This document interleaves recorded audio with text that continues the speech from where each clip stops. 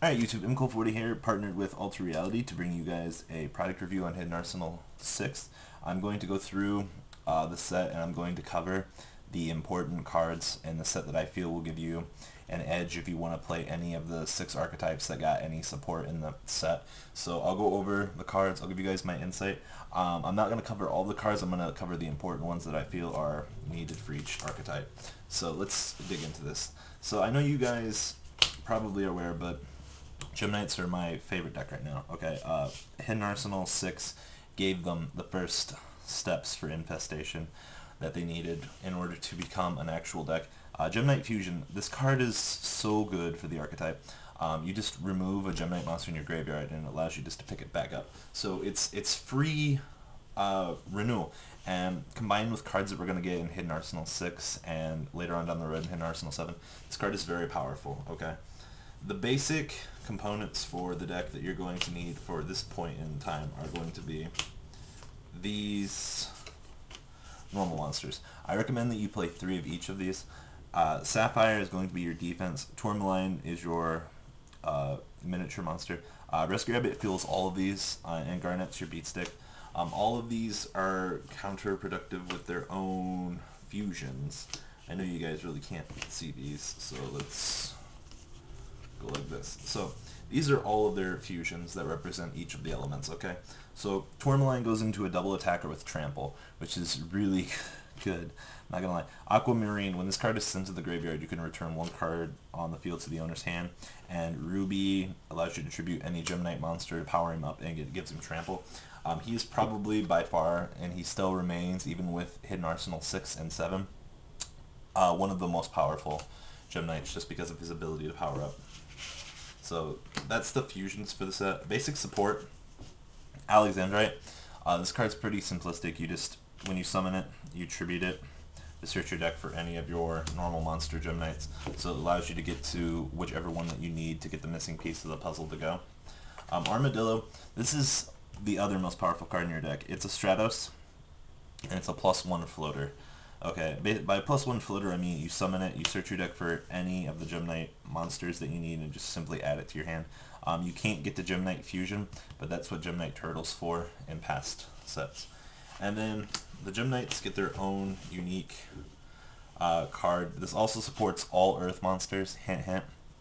So you just simply discard this card, all your monsters gain, or one of your monster gains 1,000 attack points. Excuse me, I was getting ahead of myself there.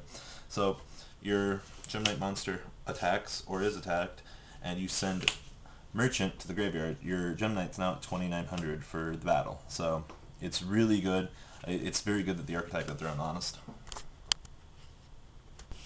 So Gem Knights got their own honest. It's very good for them, and I know that they are probably standing as one of the most powerful archetypes in this set. And then Gem Enhancement, you just tribute 1 Gem Knight monster you control, special summon another Gem Knight monster from your graveyard. But please remember, unfortunately, that I believe all 3 of these have stipulations that they can't be special summoned from the graveyard because they have the can only be special summoned from the extra deck line. So Gem Enhancement definitely brings the Gem Knight archetype together. That's it for the Gem Knights. This is their first run. They're going to get a lot more support in the future. At least we got one of the most powerful fusions right now. And I think in the long run, Gem Knights make this set worthwhile, just for me as a player. Alright, let's talk about ye old Steel Swarms. I don't know how much you guys know about them, but their whole goal was to take over the planet in the dual terminal world, and it is just really cool watching these guys. They're the counterparts of the Inverse later on down the road, which are going to prove that they're going to be really powerful. So, Steel Swarm Skept. This card's like a tree-born frog. I believe you can't special summon when you bring this out, and you can only do it at the start of your main phase 1. And he can only be used for the tribute summon of a Steel Swarm monster, and it can't be used as a synchro material, which I'm glad that they put that stipulation on this card, because this card would have been really ridiculous. Alright, and then they get their friend, the virus that's going to kill the dual terminal world later on in the storyline. Steel Swarm Cell. Hey guys, it's a Cyber Dragon. So, you know, you just control no monsters, you just drop this card down, He can't be used for a tribute summon other than for good old Steel Swarm monsters, but you know, these 3 cards are here. Now let's talk about Infestation Wave. You see me put this card down first. This is the whole backbone of the storyline for these guys. So you basically, it's a quick play, so when your tribute summoned Steel Swarm monsters in danger, you just return it to your hand and draw a free card.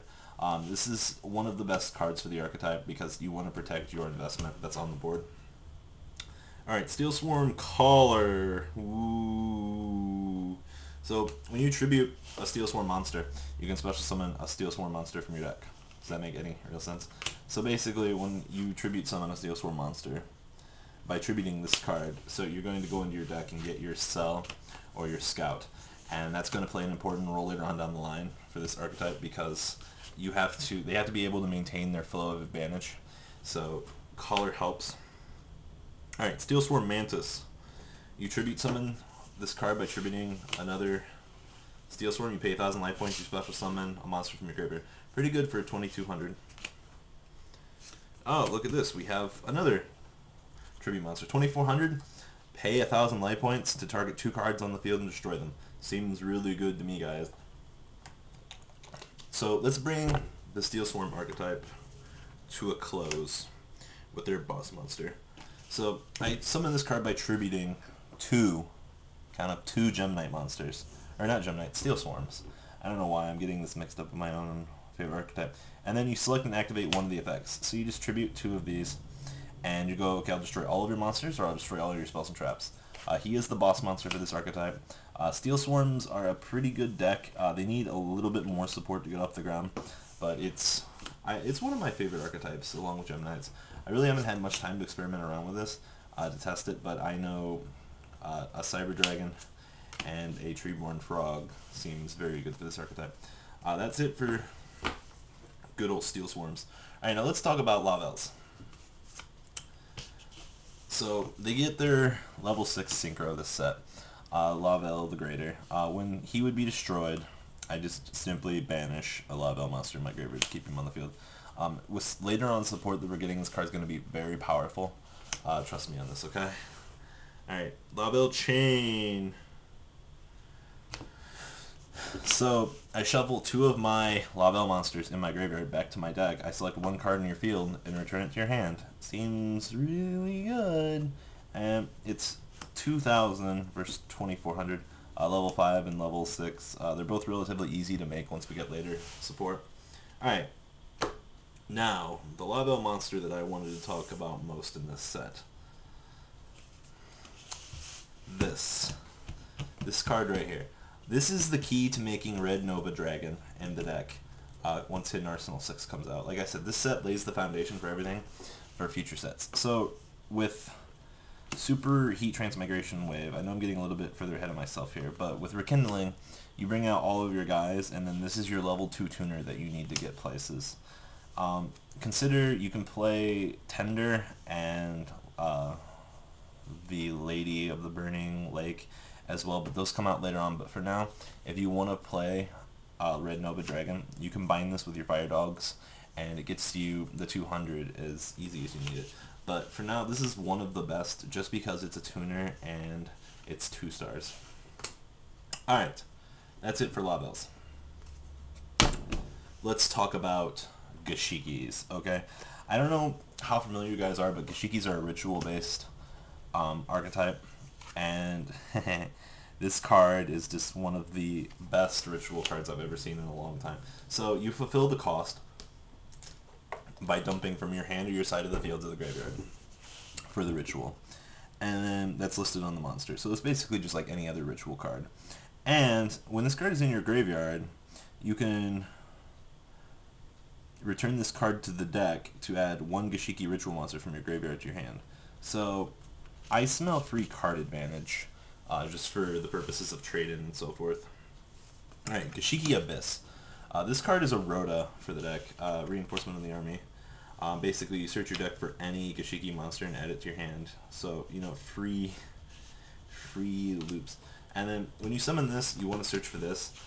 This card serves 2 purposes, okay? You can discard it to fulfill the entire star medium for the ritual, or you can just simply discard it to search your deck for your spell card. So it serves multi-purposes, but the whole engine goes together.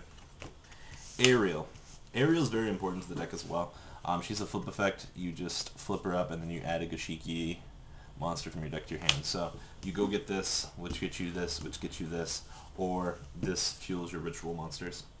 And then on a lighter note, this card is subpar, unfortunately, but when you normal summon it, you just look at the top 3 cards. If there's a ritual monster or ritual spell card, reveal one of them to your opponent and add it to your hand. I really hate the fact that it's the top 3 cards of your deck. It should have been 5, like previous searchers in the earlier sets in the game, but Konami, I assume, didn't want to do that for some reason. It would have been a better card design, and I really wish they would have done it, but this card's subpar, and it's good for the starting theme. Alright, now let's get into the ritual monsters. So when this card is ritual summon, target up to 5 cards in any graveyard and shuffle those targets back into the deck. Here is the first reason why this archetype is good. With graveyard resilient decks right now, aka plants, you just you can recycle anything that you need in your graveyard, including these, to keep your rituals going, or you can take out the threats in your opponent's graveyard. So it's really good for 2,500. And then we get their Soul Ogre, this set. So once per turn you can discard 1 Gashiki, target 1 face-up monster your opponent controls, and shuffle that target into the deck. So you don't totally eliminate the threat because of Monster Reborn. You just simply return it to the deck. So if it's a synchro, it just goes back for free.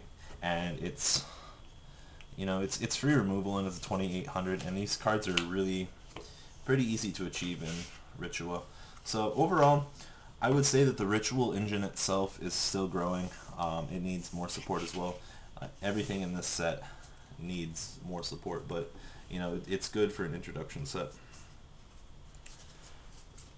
Alright, Gusto. I love the artwork on the Gustos. They're so good. Alright, Gustos. This is my 3rd favorite set of monsters for this set, just because the Gustos are so awesome. Alright, so let's start with Winda. So the whole archetype revolves around your graveyard. I have not found a successful way to get this deck type going. So Winda, when it's destroyed, you special summon a tuner from your deck, and then you can summon Gusto Goldo. Okay, his name is Goldo. I have to remember that.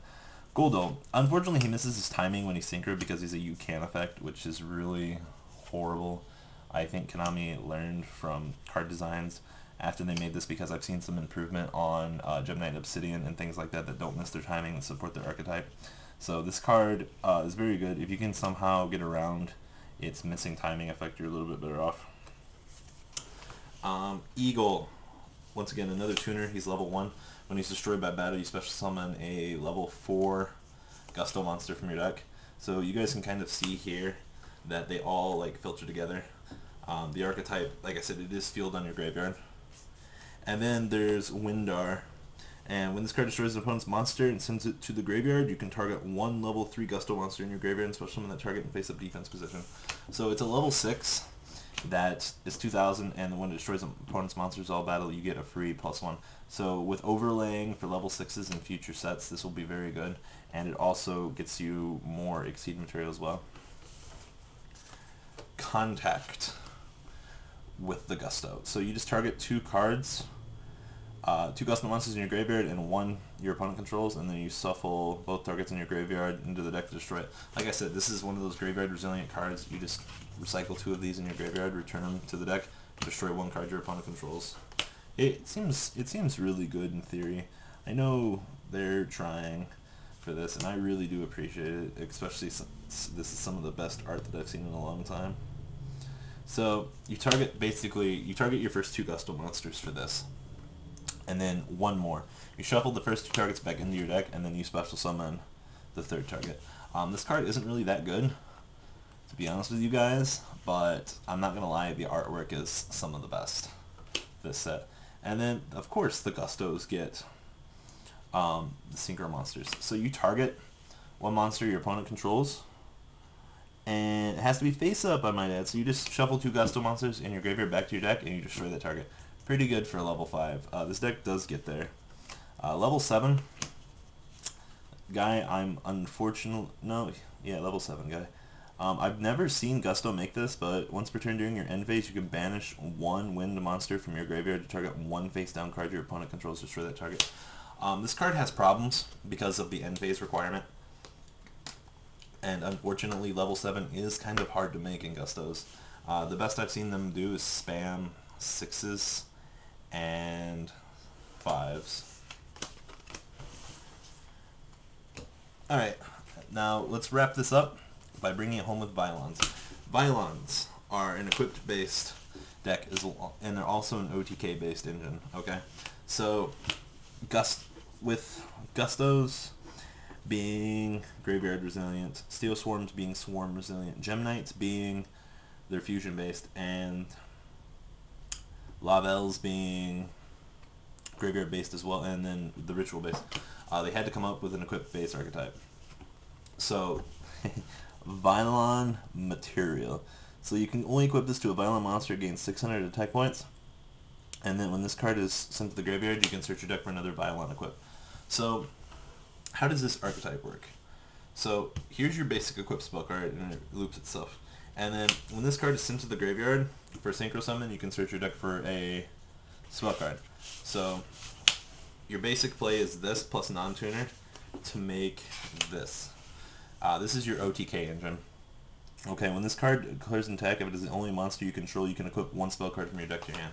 So you go and get, I believe it's Twin Sword Trice, the Guardian card that lets you attack your opponent directly, and you OTK your opponent with this card alone. So it's a really easy setup to do, especially since getting the non-tuner and the tuner on the field is pretty easy with Trident Warrior. So this will OTK your opponent. It's an OTK based deck, like I said. The whole combo is just setting this up. And then the Vylons get their own boss monster, Epsilon. Ooh. Epsilon. This equipped cards equipped to this card cannot be targeted by your opponent's effects, so it has built-in protection, which is really good. And once per turn, you can send one equipped card equipped to this card to the graveyard to target one monster your opponent controls and destroy that card. So this card is relying that you have a lot more equipped to him, but it's going to be a lot harder doing that. Alright, so once again, as I said, this is their boss monster. It's not exactly the best thing in the world, but this is your OTK engine. This card is pretty easy to get these cards. They're really cheap. As for my final review on the set, but before we get into that, please do comment down below. I know you guys want a binder, and I have playmats from Alter Reality, this one and the pink one. So tell me what you guys think about Hidden Arsenal 5 down below. My final verdict on this set. Between the set being an introduction set, I know a lot of people aren't going to know that when they're judging the set. It's setting up future Hidden Arsenal sets, and it's an introduction to the dual terminal archetype because Trishula did end the world, and because of that, the set has to do just that, and it has to introduce these archetypes. So please remember that, guys. I would say, if you're interested in getting into these archetypes, that this set is worth it for you. I would buy it if you have interest in building these archetypes. They're a lot of fun. The stuff is really easy to get in the set, except for Garnet, because for some reason I don't have luck in the world when it comes to pulling the other Gem Knight that I wanted. But please, please, please, please, if you guys are interested in building these archetypes, I recommend Hidden Arsenal 5. It is a very good set. It is unfortunately the least worthwhile of the Hidden Arsenal sets in terms of your money back, but that's only if you're willing, that you want competitive cards. This set brings a lot more funner archetypes, we'll say, for now. But guys, Gem Knights will be competitive in the future. Same thing with Lavels. You have to think about this set as an investment for the future, and I know that if you guys think like that, the set will pay off for you guys in the long run, those of you that want to get into these archetypes. So yeah, that's my opinion. Like I said, please leave a comment down below in the comments so I can read them. Tell me what you guys think about this set yourself. I know a lot of you are going to trash talk it because you don't understand the funness that this game was based around. And I still know that Konami wants to keep the game fun, and the introduction set that you see here was very good. So as a marketing tool, very good job. I like the set. It just that it got me into these themes a little bit more, and I must say that I'm still a big fan of Gem Knights.